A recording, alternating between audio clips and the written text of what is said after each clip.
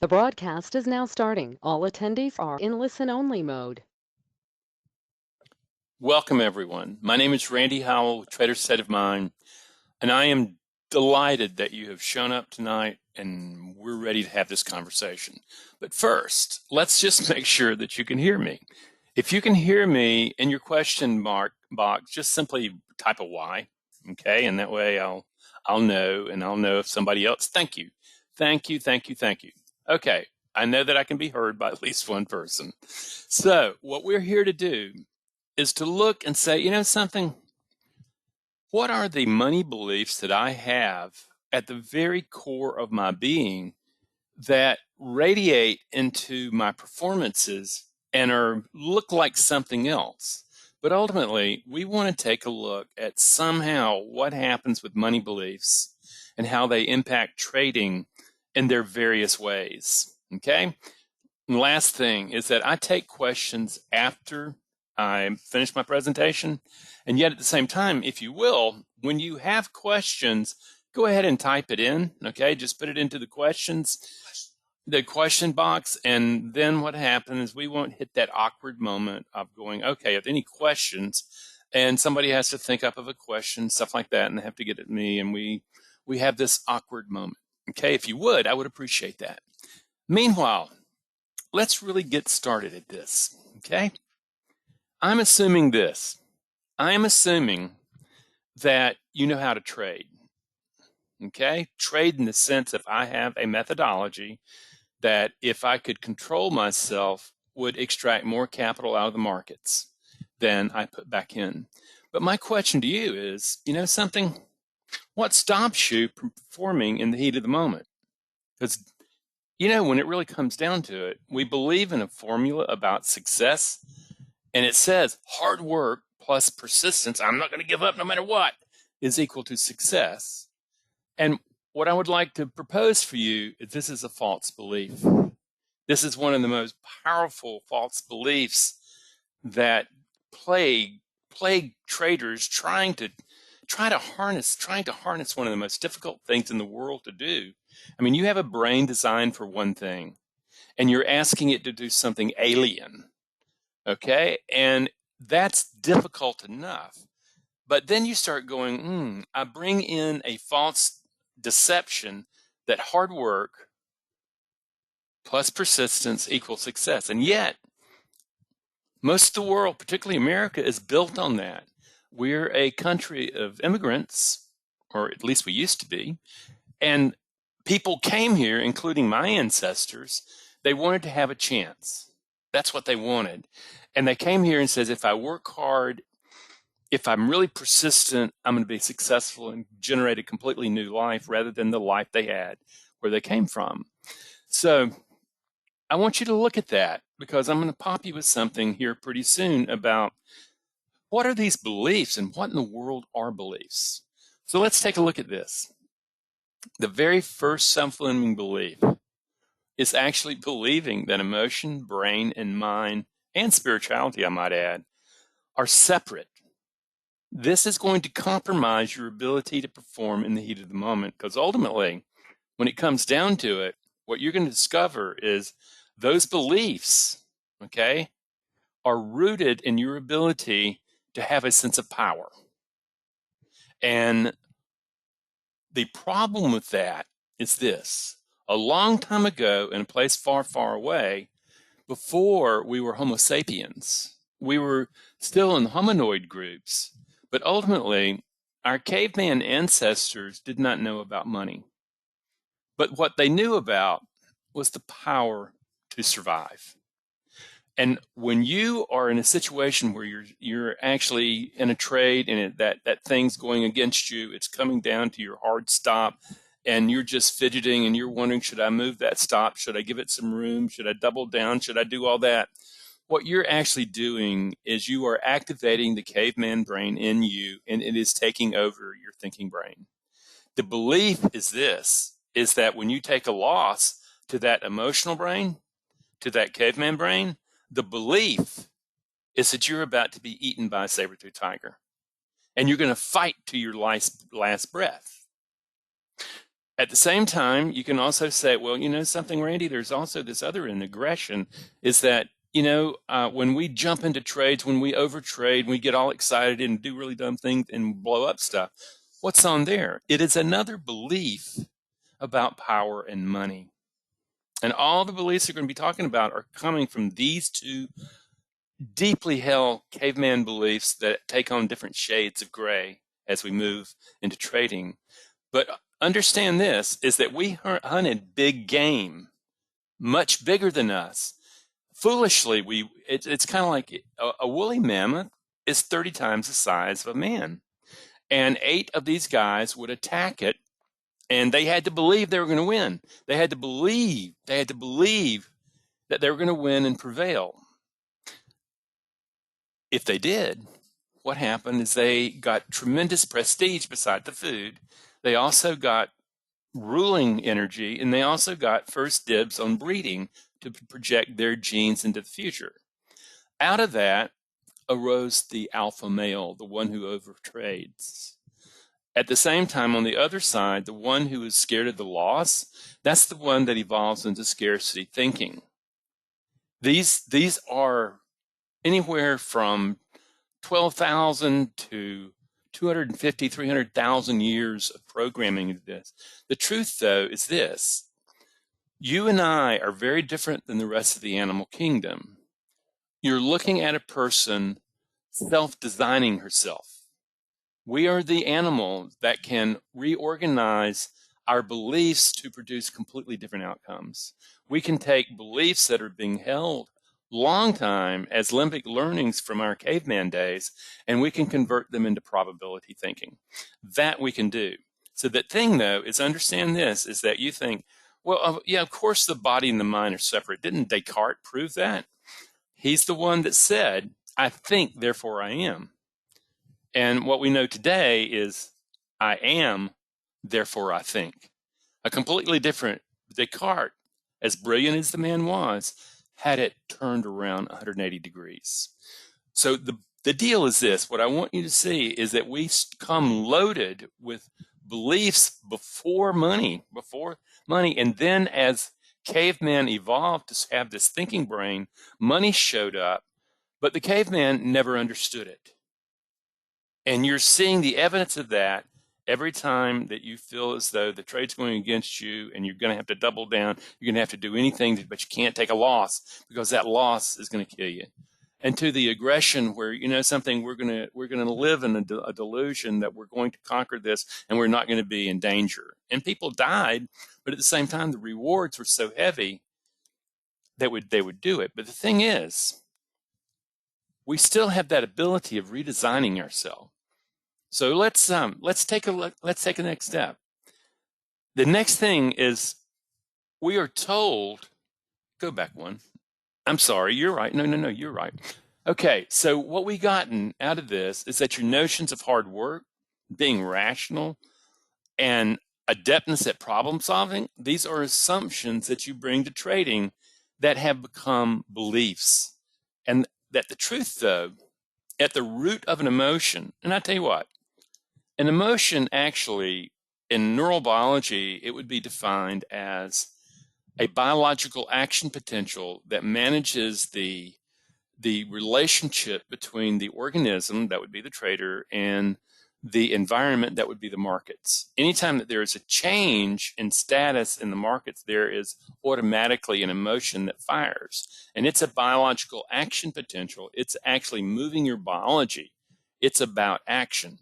And it takes over mind in order to do it. So the thing is we get locked in to thinking we're rational, to thinking that hard work is going to win.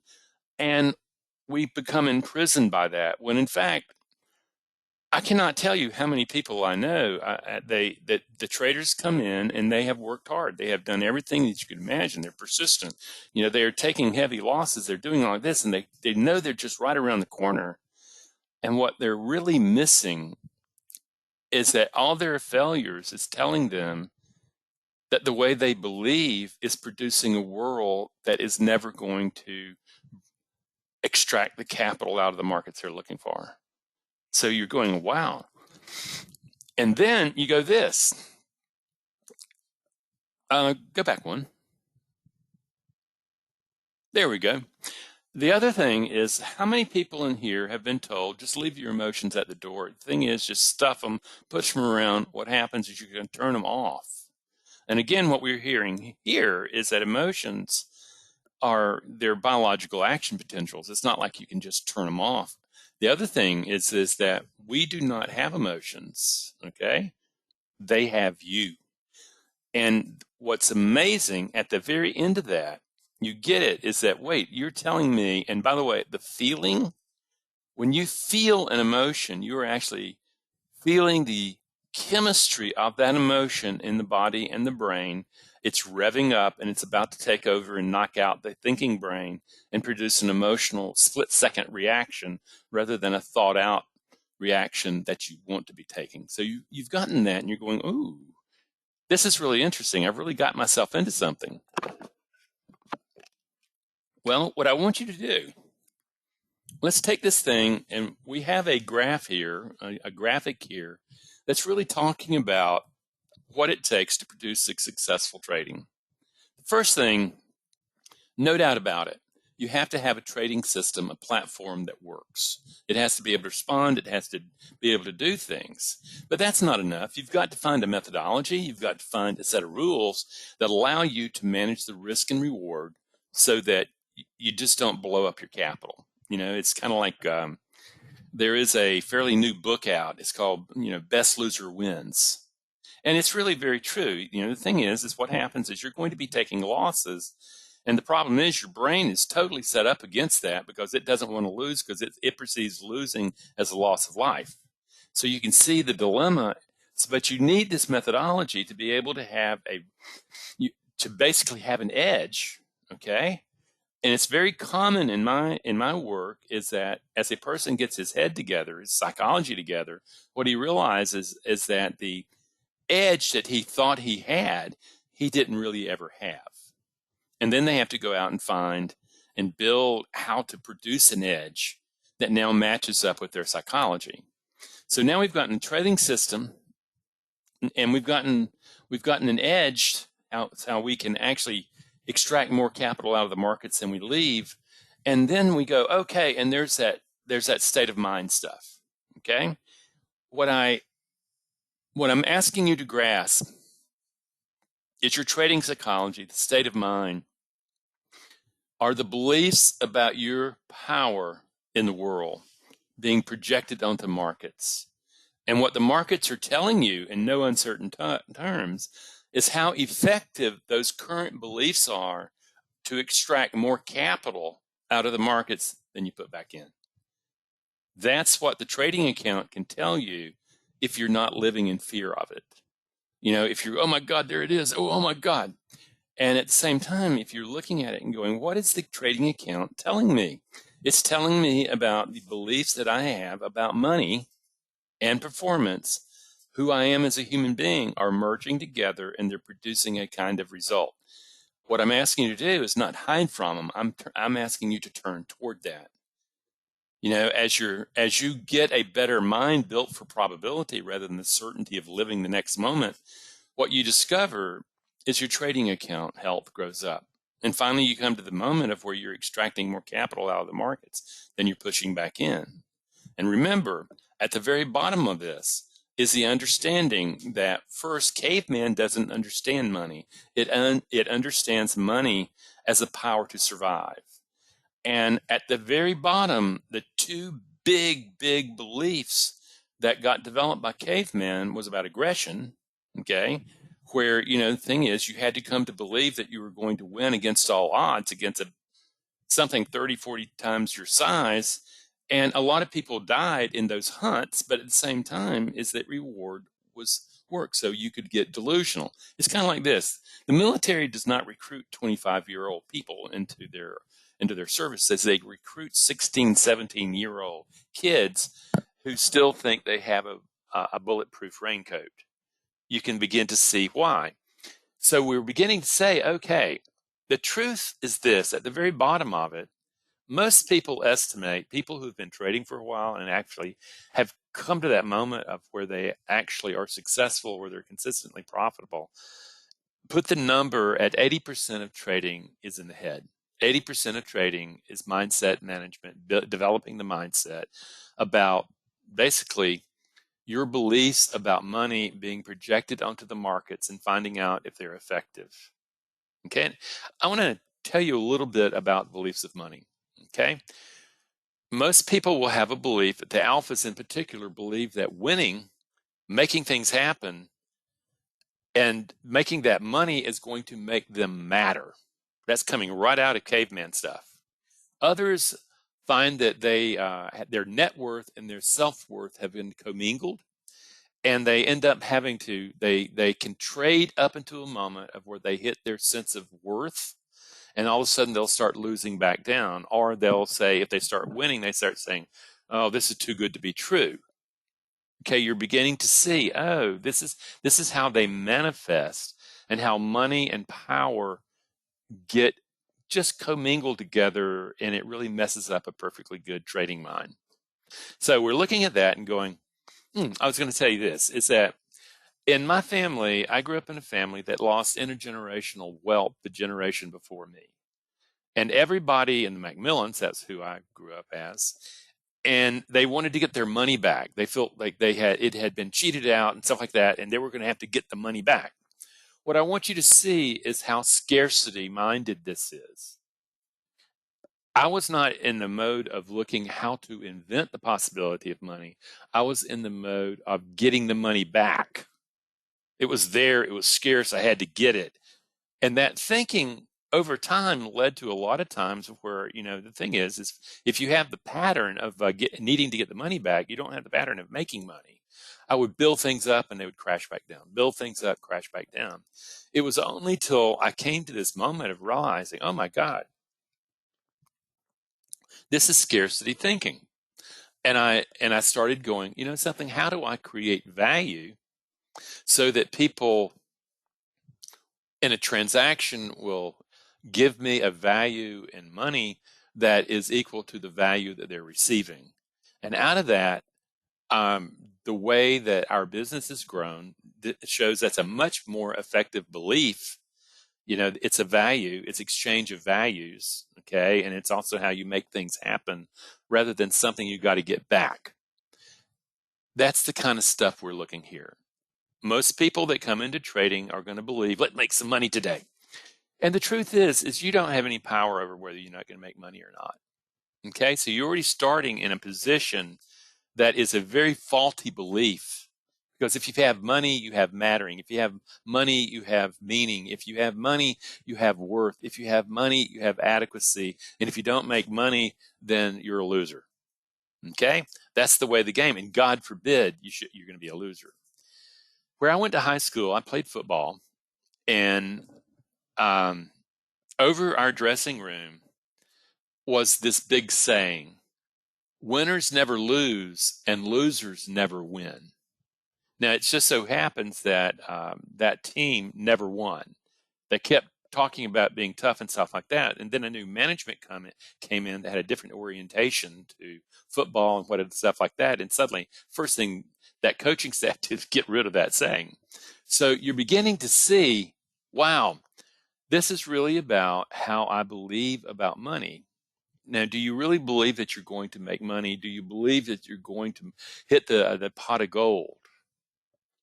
This is what's happening in your trading, because until you come there, if you come to the moment of you realizing that, something, believing that hard work and persistence is just not going to produce success. I know it's the standard. I know it's there, and you can't give up because you never know when you can hit the goal. So ultimately, you're going, okay, I know on a bottom line is that 10,000 hour rule probably isn't really what produces success in trading. Trading is about how do you rethink work, okay? And what I want you to do is take a look at this guy right here. This would be a cougar. He's an apex predator in North America, and it just so happens that he has apparently a very different idea about work. He's sitting there waiting for the forest to give him something. He's not out shaking the bushes, making something happen. What he understands is this. He understands that the deer create a transportation network of paths in a forest, and he's going to find a tree that sits over that path, and he's going to climb up 15, 20 feet, hang out on a cedar limb, and wait patiently for the deer to show up for him. I want you to see this, and this is an apex predator in North America, okay? And so all of a sudden you start going, oh my God, he sees this thing very differently than the way we traders do. You know, he's an ambush predator. He waits, and he has an edge in that he knows that these paths are used. He has it like clockwork, and he waits and he waits. And then what he's doing is when he comes down for the kill, he's hitting the deer on the side of the head, snapping its neck, and it falls on the ground dead. That's how much struggle, that's how much persistence goes on. And if that doesn't happen, which happens a lot, the deer runs away, the cougar does not chase. He takes the small loss, he climbs back up the tree, he sets up again, waits for the next opportunity given from the forest. What he has, if you take a look at it now, work as effective action within a domain of observation. He wants food. That's the domain of observation. What he does is he knows that the forest will give it. He understands the paths. He's sitting there waiting. This is not the kind of mind that entrepreneurs and stuff like that and athletes are taught when they become traders. But this is the mind that works in trading. He's taking losses, but he doesn't see losses as a loss of life. It's just a missed opportunity. He climbs back up the tree and waiting. So here you go. So we're going from work as hard work to work as effective action. And you have to decide whether or not you want to be effective at the action you take, or if you want to, by darn, be hard-nosed, persistent, and work hard, and that will prove that you deserve wealth. The trading gods don't care about that. That's not a belief that will fly, but effective action will. So then we take this up one more notch. Believing that you're a rational being. How many people of you actually believe you're rational? I actually had a guy who taught me sales one time, a long time ago, that says he would always open up, you're a rational person, aren't you? And everybody wants to say, yeah, I'm a rational person. And at the same time, the truth is we are not. We are emotional beings that rationalize. Okay? So, whoa. So when you're looking at the markets, you're looking at all those numbers, all your Fibonacci stuff, and all that, what you're doing is you're rationalizing what the emotional brain has already decided. And that emotional brain either wants money and is ready to jump into it, trying to kill that woolly mammoth, or it's scared that it's going to lose money. It's already scared money before it starts trading. And out of that, this rational market myth just blows up. Okay? Is you're not rational. The markets are just doing what the markets are doing. Okay? That's all they do. It's the mind that you bring there that makes so much difference. And here's the other real big thing that you really need to understand. You may think that you see and then you believe, but that's not true at all. You believe and then you see, and what you see through that belief, you consider the truth. Take a look at the misinformation going on in the United States and the world right now, is where belief has become unrooted from things like evidence and stuff like that. You're seeing that and people are acting on it. How it's going to end is going to be pretty interesting. But the major thing is that you believe and then see. And it just so happens I worked with two traders, actually both of them were hedge fund, and they had the same software, they had the same platform, they had the same methodology, they had the same thing. But one believed that he was going to get his share of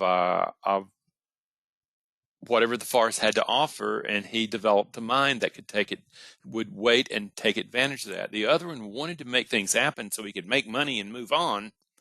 And what happens is that that trader ended up being let go, and the trader who believed that he was going to get his share, he just needed to be patient and wait. That's the one that became the big home run hitter. So again, these are two beliefs about taking action. One was a patient action, waiting for the market to come to it, and the other was an aggressive action that wanted to do things right then. And they're using the same platform. They're using the same methodology, but they're having different psychologies about winning. So now we can really begin to see, it's like, oh my God, you mean I don't have beliefs? No, beliefs are having you. And what happens is when you look out, everything you're seeing, this is being perceived by data feeds coming into the brain, sitting in a dark corridor and making suppositions, best guesses about what's out there. And best guess wins, huh? That's what you're looking at, going, what are your beliefs that you're projecting onto the markets? That's the real deal. And so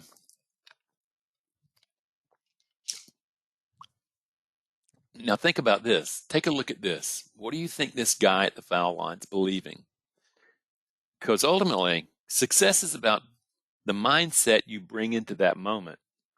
Is that Michael Jordan once had this comment of talking about how many missed shots he had, how many this, how many that he had, and what his percentage was. And he said at the same time, what happened is I was always the one to take the last shot. And it was really more about him believing in his ability to take that last shot that made all the difference. So successful traders know that 80% of success is in their head. It's not in the system. It's not in the methodology. It's in the mind that manages all that technology, all that platform, all that. That's what, and the payoff is a stable mind at the moment of challenge. And right here, you've got a challenging moment. It looks like a lot of people want him to miss that foul shot. Okay? And yet at the same time, it really depends on how centered he is in that moment of challenge. That is what you control in trading. You do not control whether or not you're going to win and lose. You're not in command. What you are is you're in control. If you came to believe this, it would make a huge difference. You're in control of the mind that you bring into that moment. And friends, that makes all the difference in the world. Now, the fourth self-fulfilling belief, winning and losing define who you are. This is a statue. I believe we saw this in Maryland, and this is an emerging man coming out of the beliefs that had been holding him hostage. And the key is this: is that for you as a human being, your performances do not equal your being. This is something, if you can only learn this and start acting this, is that your performances, you can do something about them. You know, if there's a failure there, if it's a method problem, you can learn to fix it. If it's a platform problem, you can learn to fix it. If it's a head problem, you can fix that too. Okay? But the thing is, in probability, there's a strong possibility that it's just going to land on the wrong side of probability for you anyway. But that it's not anything about you.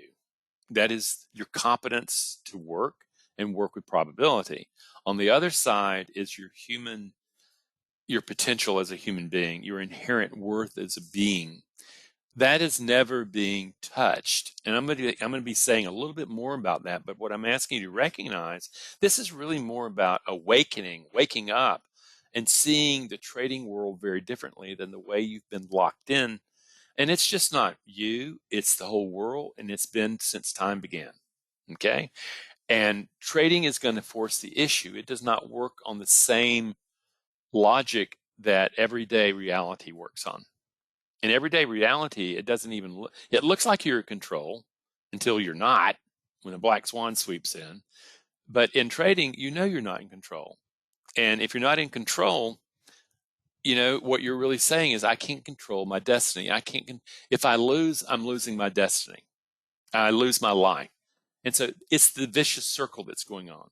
This is critical to be able to separate those two. And I'm going to talk about that just a little bit more a little later. And this, as long as you're allowing your fear of failure to manage what happens for you, this is what your caveman brain's going to look like.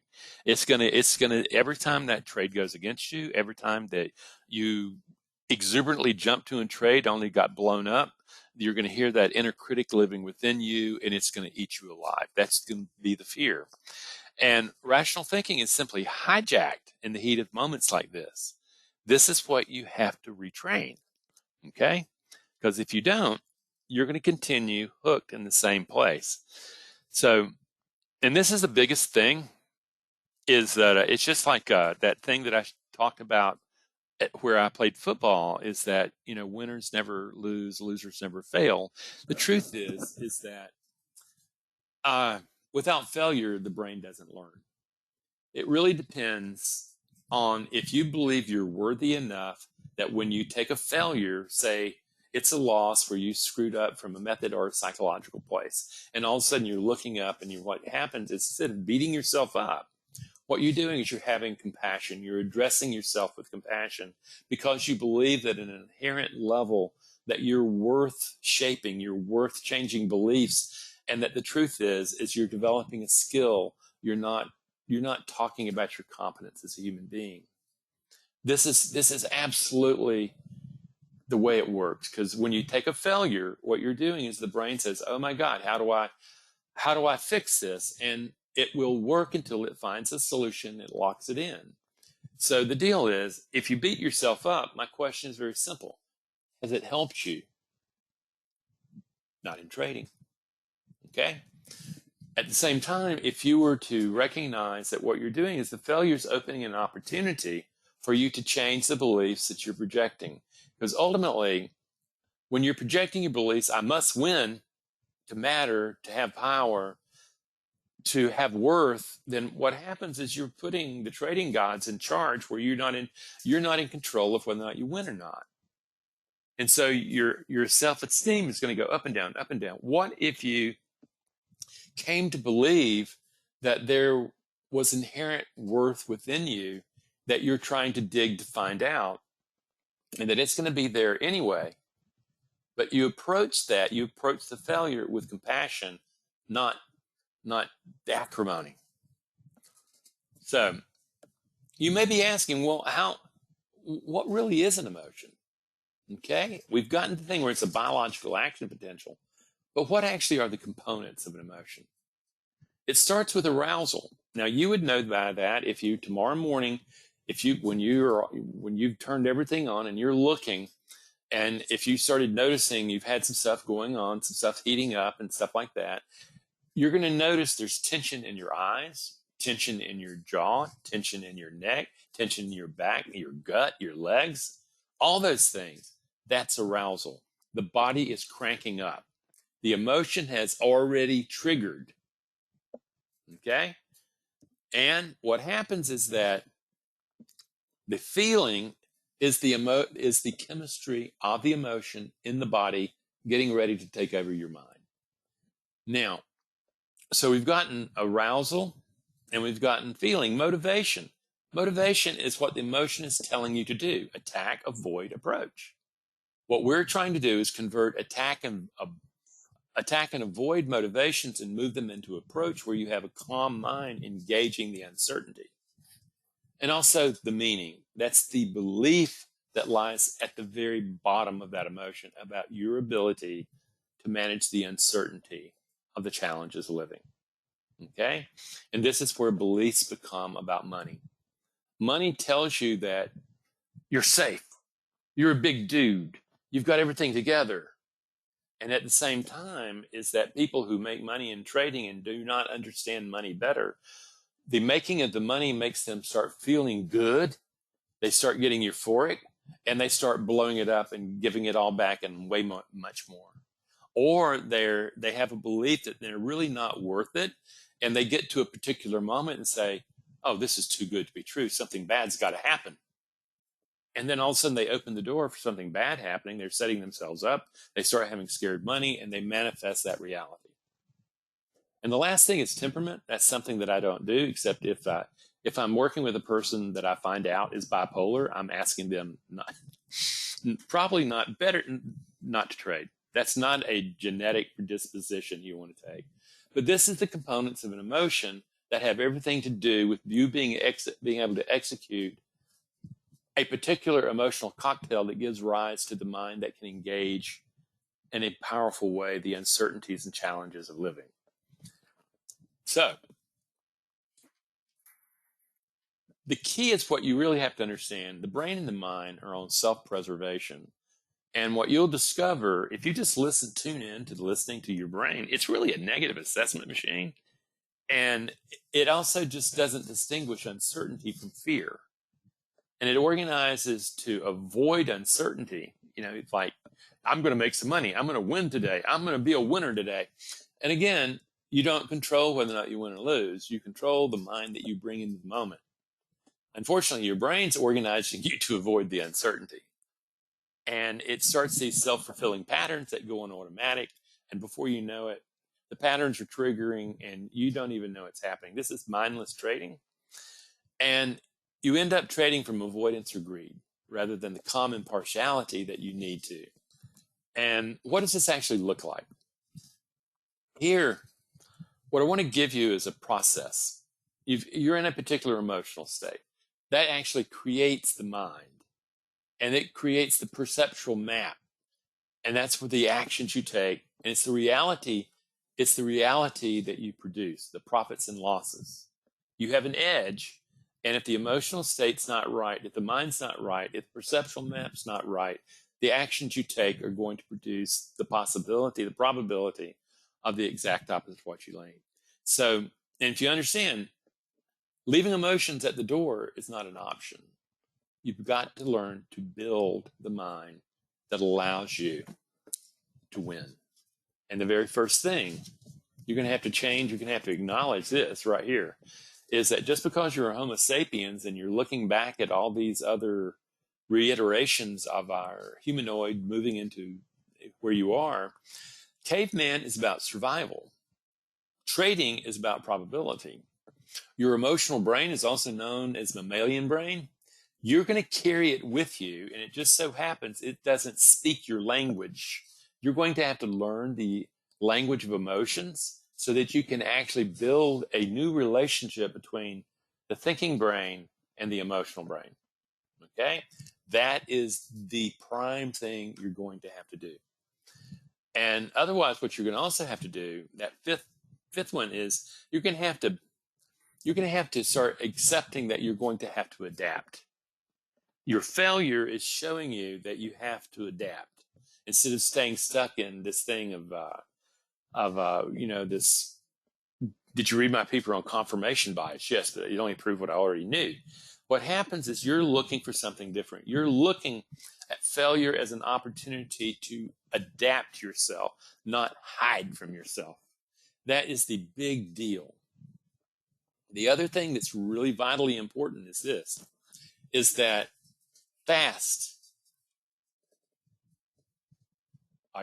slow is fast. Okay? Everybody knows this parable. The deal is the rabbit's really fast, but he loses the race. The turtle's slow, but thorough, patient, and working at it. And this is the kind of thing that you have to become a turtle, literally, when you have capital at risk, or you end up triggering all this survival instincts of your caveman brain. And ultimately, though, what you really truly need to understand is that mattering, worth, adequacy, being loved, and belonging are simply parts of who you are as a human being. And beliefs, what do they actually have to do with trading performance? Is a lot. Ultimately, beliefs are assumptions that take on the force of truth, okay? And they cause you to see what you see out there. Just think about that, about what you think you see in your trades and stuff like that. And then you get out of the trade, it's all gone. You look back at the chart and you see something completely different. There you go. They are wired into neural circuitry and become invisible to you. Okay? and understand the beliefs about where money and power have come together. They shape the world you see and act in. And in trading, your beliefs about your ability to manage uncertainty creates the health of your trading account, whether you're aware of it or not. The thing is I'm asking you to look at it and saying, the only friends you have is your trading account. Okay? And out of that, what you discover is this. Believing you are your beliefs. Okay? The thing is that you say, I have beliefs. And what I'm saying is, no, you don't. Beliefs have you. What I'm asking you to do is to break jail. I'm asking you to unlock your awareness and step back out of belief and thought and recognize you and your thoughts, you and your beliefs are not one and the same. They are not you. And you can shape the perception. You can do this. You can really reorder your beliefs. And they're waiting for you to do. And the way it starts is emotional regulation and mindfulness. The thing is that the way you breathe, the way you hold tension has a lot to do with an emotion exploding or staying underneath and not as intense and triggering that fight-flight syndrome. That's the first thing. The second thing, though, is that emotional regulation will not solve the problem, but without it, you never get to the door of the mind.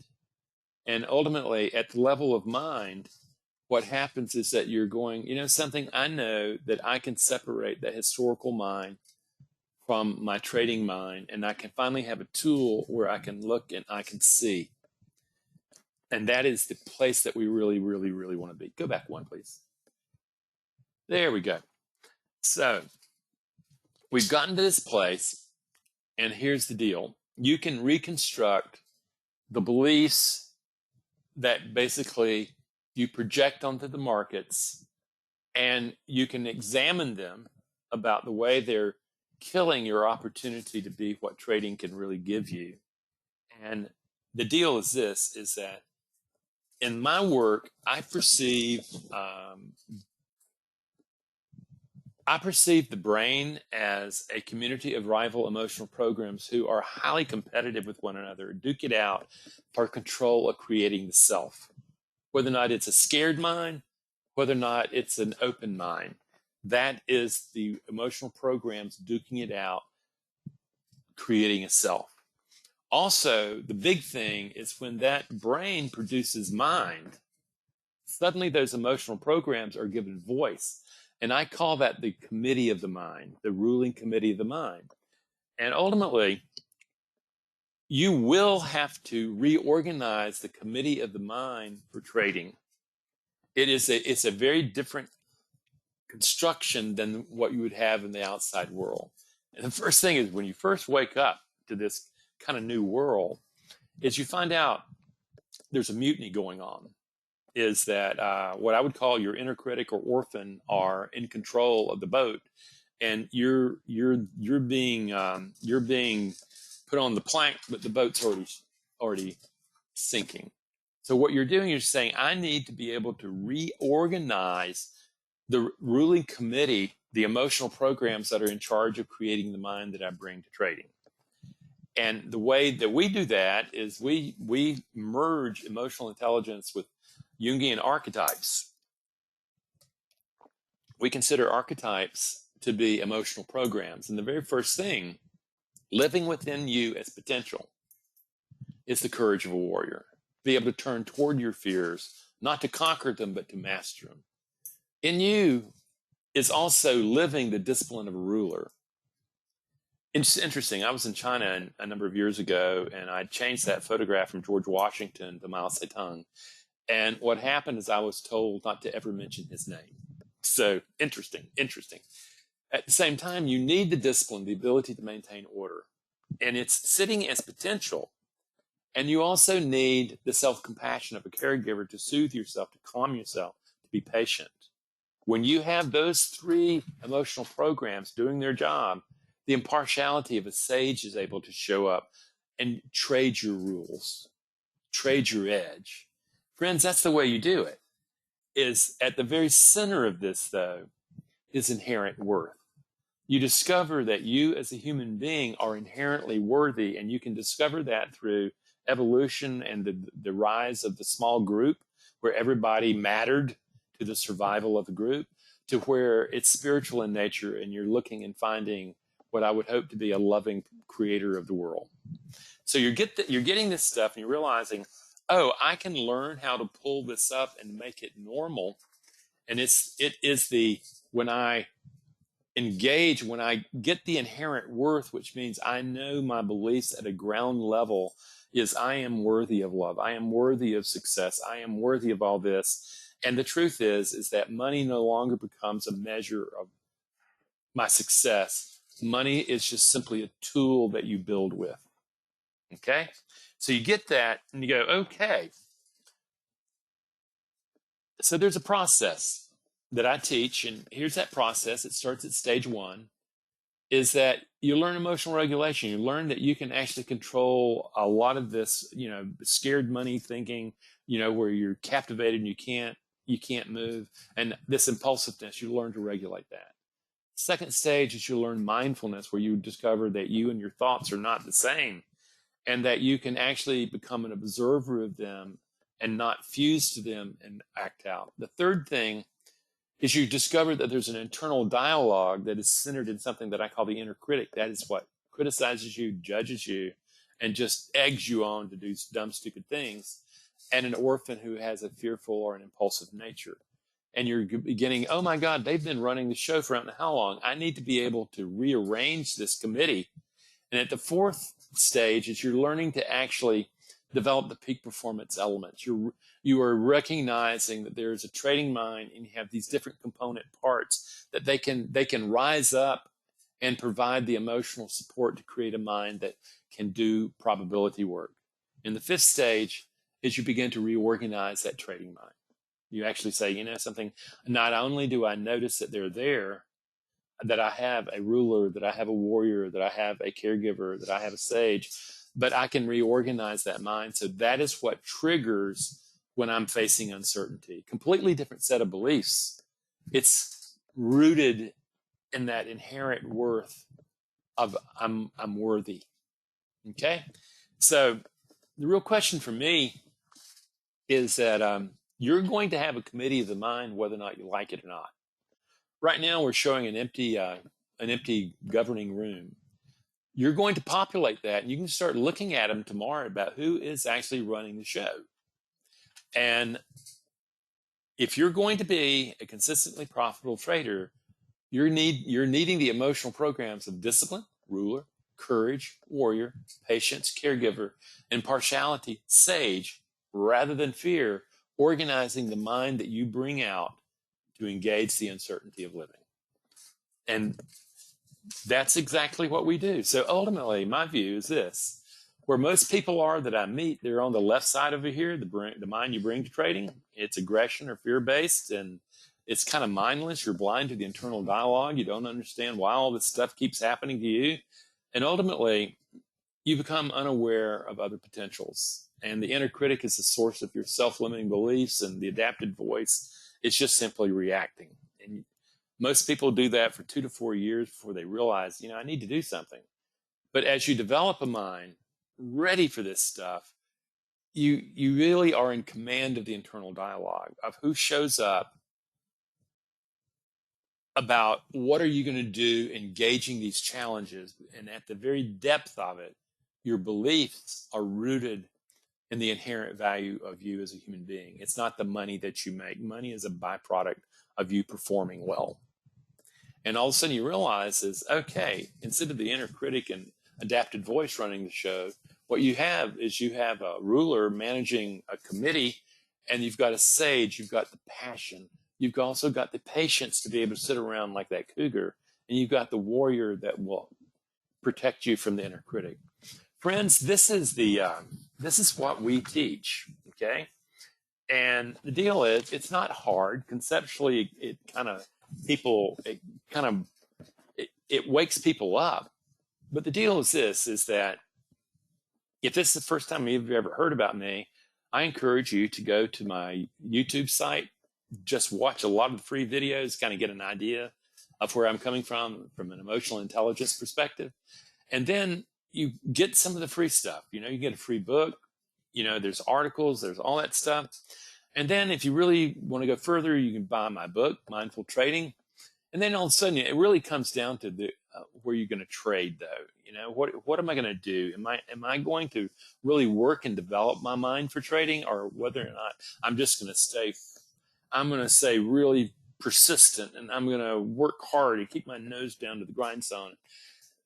Trading gods will be happy with you, but ultimately, it comes down to, for us, two basic courses. One is our group course that's coming up that I believe we have 3 more people that can get in, and it's a group format. It meets every 2 weeks, and there's 5 meetings for an hour. And what happens? I teach you the skills that we've talked about, and you're equipped for that.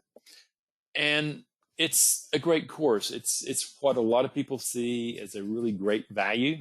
Okay. And the next one is our individual course. It's highly comprehensive and personal. Takes 3 to 4 months to get through.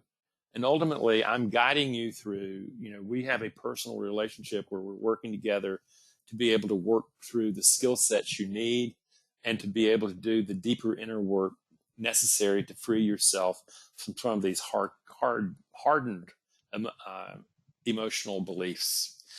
Friends, that's what we do. And if I can help you, I would love to. If I can't, I wish you well. And I hope that you do find what you need and what you're looking for. But if you have questions right now, oh, and by the way, we do give a free gift for early sign up to the group course. Okay. And it's not so much for trying to get you to get onto the thing. I want you prepared when you get to the course. It starts a week from today. Oh, it starts a week from today. So if you're going to do it, you're going to need to jump on it. Okay. Now. Free gift is only through Friday night, tomorrow night. Okay. The free gift is only through tomorrow night. Okay.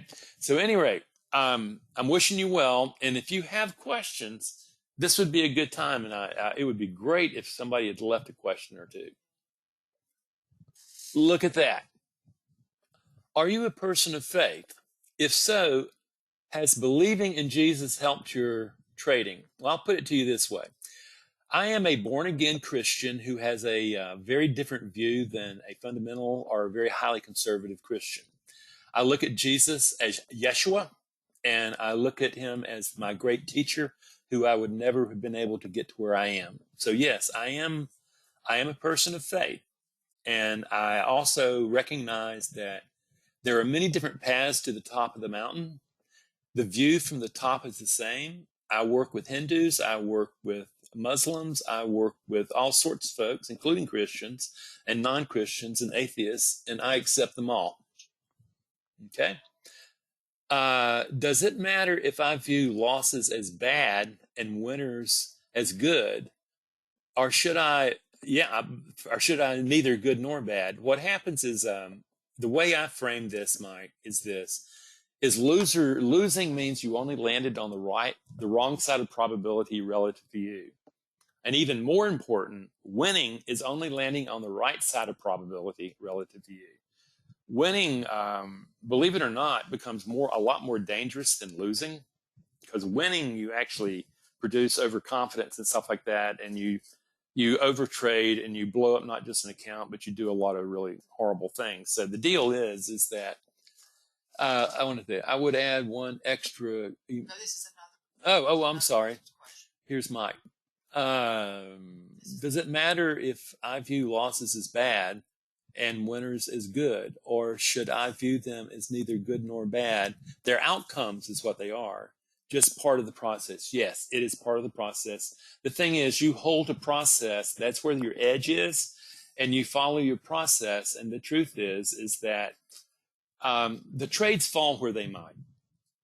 With a good edge is that you follow your edge and produce the trades. You're going to extract the capital. But the truth is that ultimately, you're either, if you take a loss, okay, is it the methodology? Is it your psychology, or was it just probability? If it's probability, you just have to let it go. If it's methodology, your rules, your edge, you can improve them. If it's your psychology, it's exposing where you need to improve yourself. That is the way that you're going to really need to learn to think. Okay? And so, but it is just landing on the right side of probability. And this is Andrew. I would add one extra emotion of mine, recklessness. I would call that aggression, which kills my trades, a sister of non-mindfulness. Can you give me... Okay, that was it. What? I don't see the question. Yeah, the thing is that that's aggression. That's the caveman attacking the woolly mammoth. How to cope. The very first thing is that the aggression cannot hit threshold, take over mind if you're doing diaphragmatic breathing and if you're keeping the body relaxed. Okay? Can't do that. The other thing is you don't have to do it through me, but there's lots of different ways of developing a mindfulness practice. It is super important to step back out of thought and recognize that's not you. Okay? Okay, and can you give one technique to change or train the caveman brain? Slow it down, man. What happens is that's the breathing technique. That's the bellows breathing.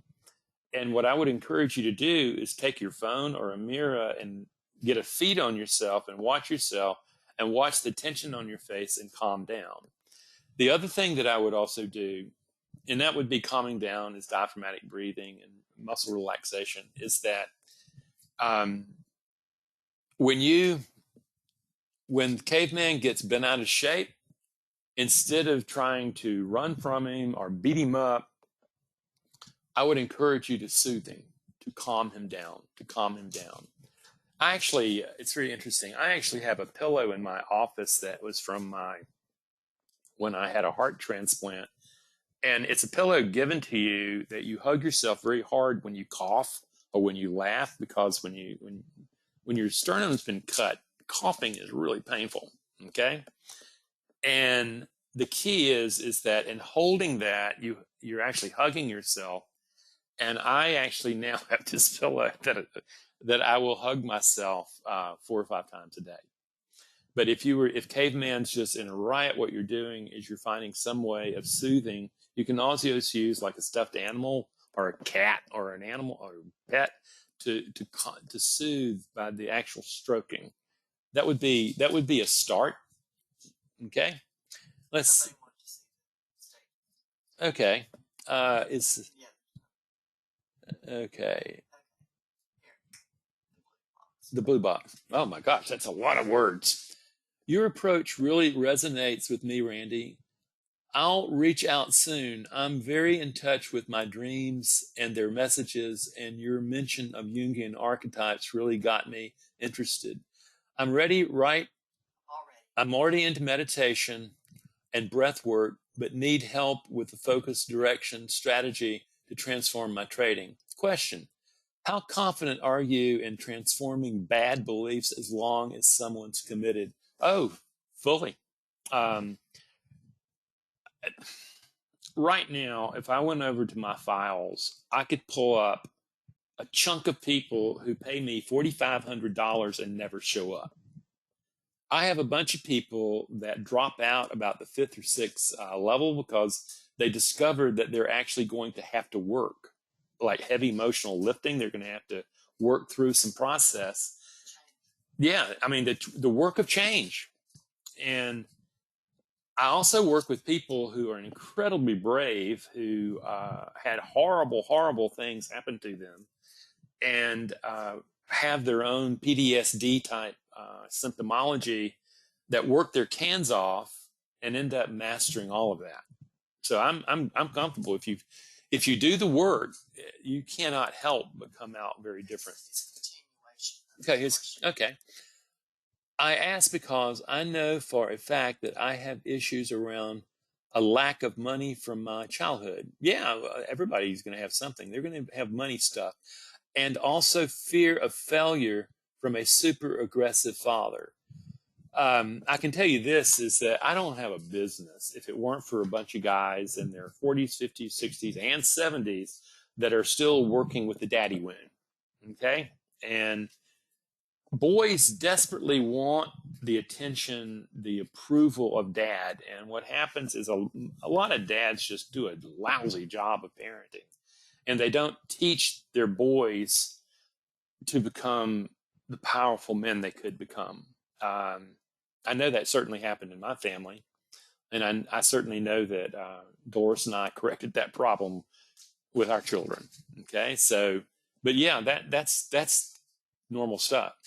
How could one's cultural upbringing affect your trading performance? A lot.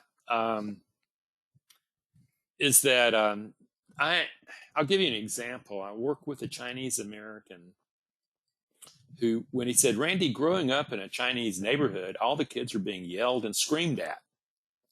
And what happens is nobody thought ever that was normal.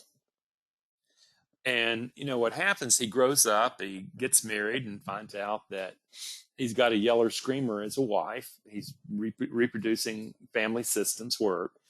And what he discovers is that he needs a strong warrior to be able to build a trading mind. So, yeah, the warrior within himself. And ultimately, it's not like he doesn't love his family, but he realizes that they're caught in a cultural way of viewing the world that he doesn't want to be in because it affects his trading. Okay, so at the same time, there are always going to be cultural biases. I mean, you know, golly, alpha males. You know, everybody wants to be an alpha male, but man, they do terrible in trading.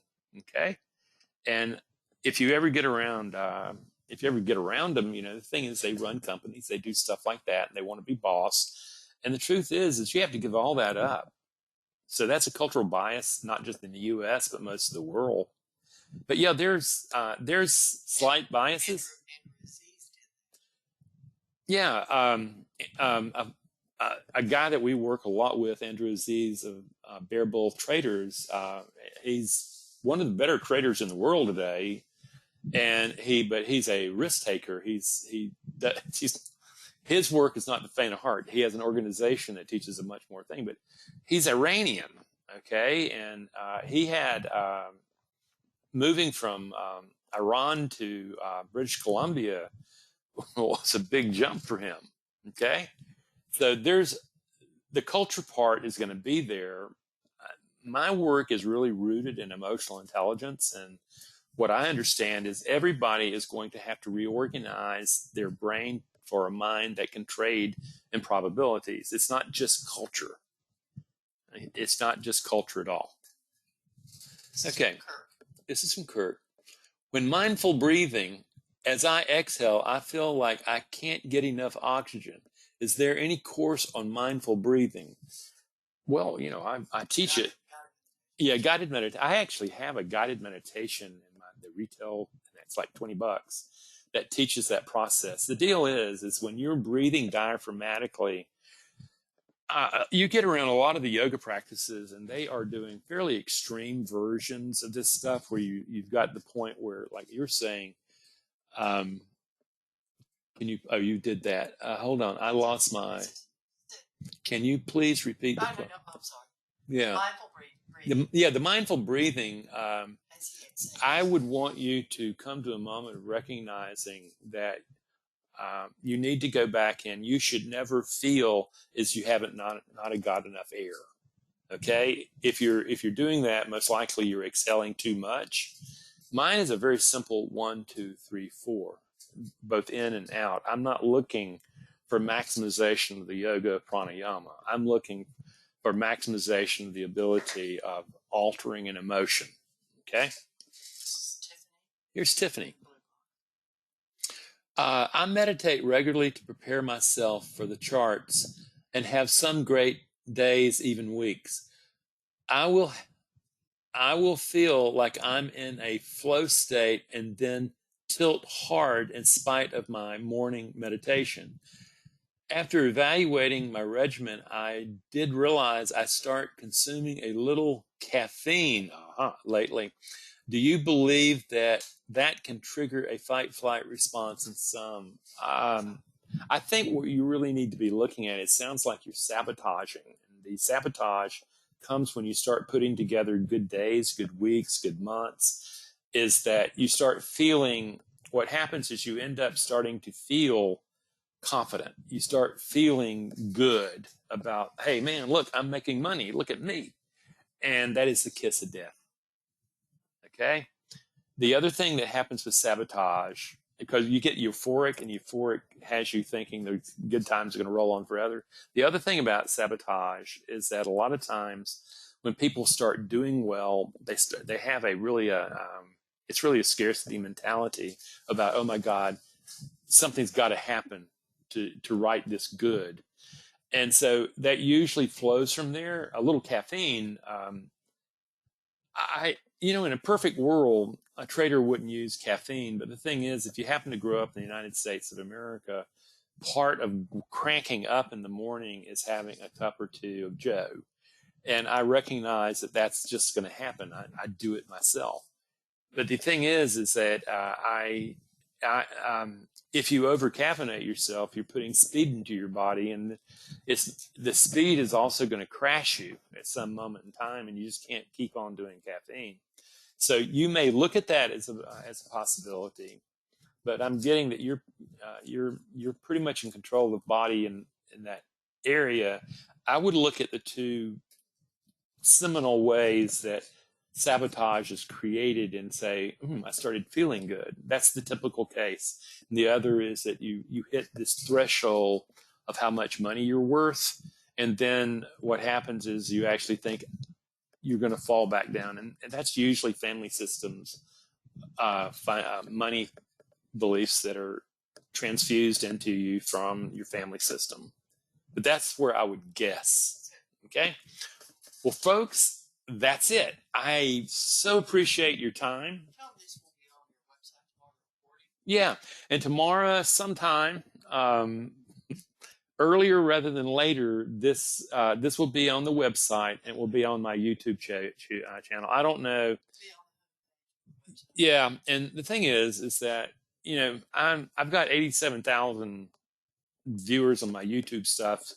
And that's a lot. That's actually a lot more than my website gets. But the thing is one of those two sites, it'll be here. But the main thing is that even our website basically is, it's embedded from YouTube. YouTube has been very, very, very good to us. Okay, but it will be there. And what I ask you to do though is, check it out, look at it. But what I want you to do is really take a look at yourself as you trade tomorrow, and start noticing the breathing style, the tension style, and then ask who's running the show in my head. Okay. And most likely once you hit challenging moments or really good moments like winning, is you're going to start discovering is that, oh my gosh, who's in my head running this show? I'm having a mutiny, and I'm the commander is being let out to pasture. So I want to thank all of you. Is that we're good? Okay. So happy trails to you until we meet again. Good luck with your trading. Bye-bye.